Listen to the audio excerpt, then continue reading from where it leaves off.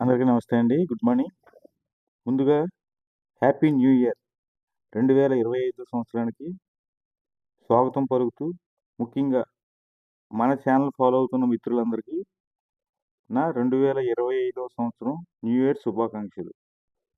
ఈ 2025 అన్న సంవత్సరం చారిత్రక సంవత్సరంగా మనం నిర్ణయించుకోవచ్చు. ఎందుకంటే ఈరోజు ఏపీ క్యాబినెట్ వరాలు జల్లే కురిపించింది.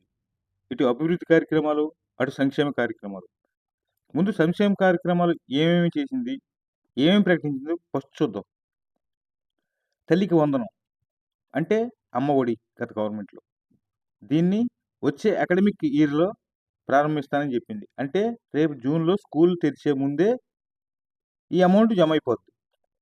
ఈ అమ్మ ఒడి గురించి మాట్లాడుకుంటే గత గవర్నమెంట్‌లో ఎంతమంది పిల్లలుంటే అంతమందికి డబ్బులిస్తానని చెప్పి సాక్షాత్తు వైఎస్ జగన్మోహన్ రెడ్డి గారి భార్య భారతమ్మ గారు, వాళ్ళ కార్యకర్తలు, వాళ్ళ నాయకులు చెప్పుకొచ్చారు. సేమ్ అదే హామీ కూటమి గవర్నమెంట్ ఇచ్చింది. ఇది అందరికి ఇస్తారా? కొందరికి ఇస్తారా? వేచి చూడాలి ఫస్ట్.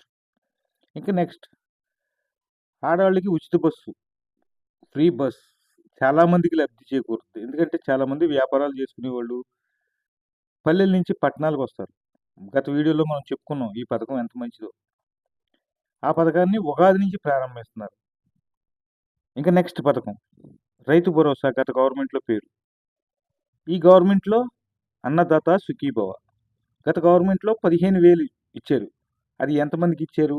అందరికీ ఇచ్చారా? లేతే ఎన్ని సంవత్సరాలు ఇచ్చారు? అది మీకు తెలియాలి తీసుకున్నవాళ్ళకి. బట్ ఈ గవర్నమెంట్ రూ. 20,000 ఇస్తానంది. హామీ ఇచ్చిందప్పుడు.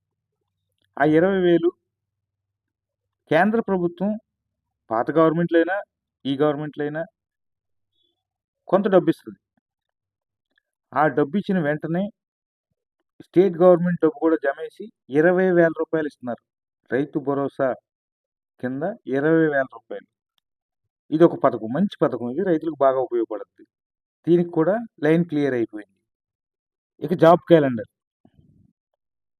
16,000 చిల్లర పోస్టులు మొదటి సంతకం పెట్టింది సీఎం గారు. ఏదో ఇబ్బందులున్నాయని అభ్యర్థుల కోరిక మేరకు ఆపారు. బట్ అది కూడా ఈ అకాడమిక్ ఇయర్‌లోనే అంటే ఏప్రిల్ లోపే పిల్లలకు ఉద్యోగాలు భర్తీ చేసేస్తారు. ఈ దెబ్బతోటి కూటమి సపోర్టర్స్ అందరూ సంబరాలు చేసుకుంటున్నారు. పవన్ సూపరు, బాబు సిక్సరు అని చెప్పి ట్యాగ్ లైన్‌లు పెట్టి మరీ ప్రమోట్ చేసుకుంటున్నారు. సేమ్ టైమ్ వైసీపీ అభ్యర్థులు గాని, వైసీపీ సానుభూతి పరులు గాని, కార్యకర్తలు గాని విత్ జగన్మోహన్ రెడ్డి గారు కూడా ఇది అమలు చేసేస్తే మన పరిస్థితి ఏంది అని ఖచ్చితంగా డైలమాలో పడిపోతారు. ఎందుకంటే రేపు జనవరి నుంచి నేను జనాల్లోకి వస్తున్నాను అని చెప్పి వాళ్ళ కార్యకర్తలకి, నాయకులకి మాట చెప్పారు. ఆయన వచ్చేటప్పటికి ఏమీ లేకపోతే జనం ఏ విధంగా చూస్తారన్నది మనకు తెలుసు, ఆయనకి తెలుసు, వాళ్ళ కార్యకర్తలకు తెలుసు. వాళ్ళ కార్యకర్తలు కూడా దేని గురించి పోరాడలేని పరిస్థితి వచ్చేద్ది. బట్ ఒకటి మాత్రం నిజం. చంద్రబాబు గారు, పవన్ కళ్యాణ్ గారు పకడ్బందీ ప్లాన్ ప్రకారం వెళ్తున్నారు.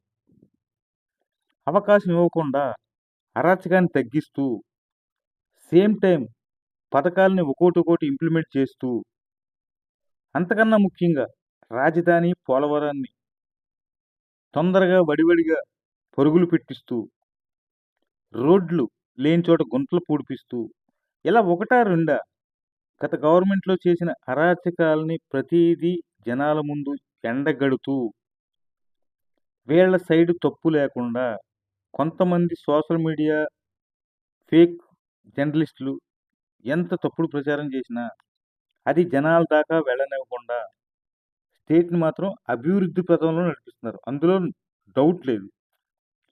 ఈ కూటమి కనీసం ఒక 15 సంవత్సరాలుంటే 2047 విజన్ డాక్యుమెంటరీ చంద్రబాబు రిలీజ్ చేశారు.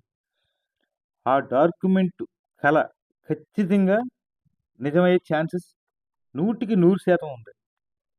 దయచేసి అందరూ ఈ కూటమి గవర్నమెంట్‌కి సపోర్ట్ చేయండి. ఇది నా ఒక్కడి కోసం కాదు, మనందరి కోసం, మన కుటుంబాల కోసం, మన స్టేట్ కోసం.